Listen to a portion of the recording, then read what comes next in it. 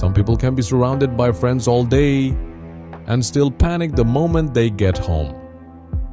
The room gets quiet, the distractions stop. No messages, no noise, no one to perform for.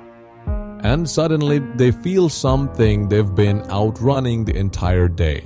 So they reach for the phone, open another app, text someone they don't even miss, turn on a show they're not even watching. Because silence feels unbearable when your entire life became a distraction from yourself.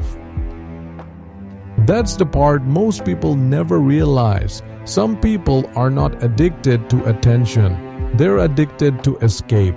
Escape from uncertainty. Escape from unresolved emotions. Escape from the version of themselves that only appears when everything gets quiet.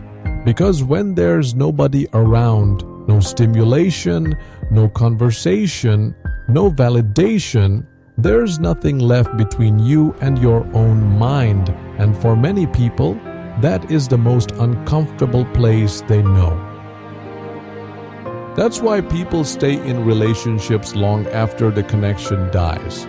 Not because they're blind, because loneliness feels heavier than disappointment. So they tolerate things they once promised themselves they never would. Coldness, disrespect, being emotionally invisible, begging for reassurance from someone already halfway gone, because as painful as the relationship became, it still protected them from one thing: being alone with themselves. Most people think loneliness means having nobody around. But loneliness is not the absence of people, it's the absence of connection. Connection to other people, connection to your emotions, connection to your identity. That's why someone can feel empty sitting beside a person who says, "I love you." Because eventually, when you spend enough years performing to keep connection, you stop knowing which parts of you are even real anymore. And this usually starts early. A child learns very quickly whether love feels stable. Some children only received attention when they behaved correctly. Some only felt noticed when they achieved something. Some grew up around tension that never felt predictable. Some learned that silence usually meant anger, distance, withdrawal, and the nervous system adapts to that. So later in life, being emotionally disconnected no longer feels uncomfortable, it feels dangerous. That's why one unread message can ruin someone's entire night. Why emotional distance can trigger obsession. Why some people constantly need reassurance that nothing changed. Because their body is reacting as if connection equals safety, and losing safety feels catastrophic. Modern life quietly feeds this fear every single day. Because now, you never have to sit alone with your thoughts for more than a few seconds. The second discomfort appears, you can escape instantly. Scroll, refresh, watch, consume, message someone. Distract yourself again. And the scary part is, it works, at least temporarily. Distraction really does reduce discomfort, so your brain starts depending on it, which means over time, stillness begins feeling abnormal. Silence gets heavier. Your attention span weakens. Your inner world becomes harder to tolerate, until eventually, you don't even know what you actually feel anymore without noise in the background.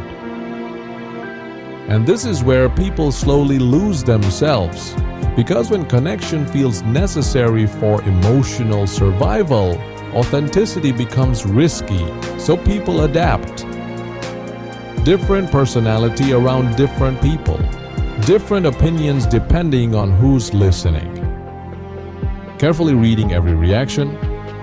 Carefully adjusting every emotion, trying to become easier to keep, easier to love, easier not to abandon. And after years of doing this, a terrifying thing starts happening. You stop asking, what kind of life do I actually want? and start asking, what version of me keeps people from leaving? That's why some people feel empty even inside relationships, because the relationship was never built around connection. It was built around fear, fear of abandonment, fear of silence, fear of sitting still long enough to confront what's underneath all the distraction.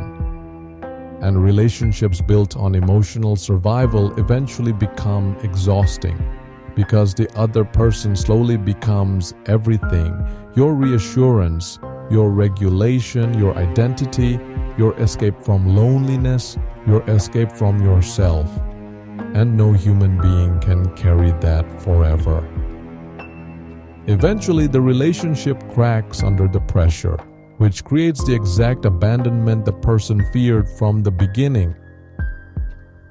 The uncomfortable truth is, many people don't miss certain people. They miss the relief those people provided, the temporary escape, the noise, the distraction, the feeling of not having to face themselves for a few hours.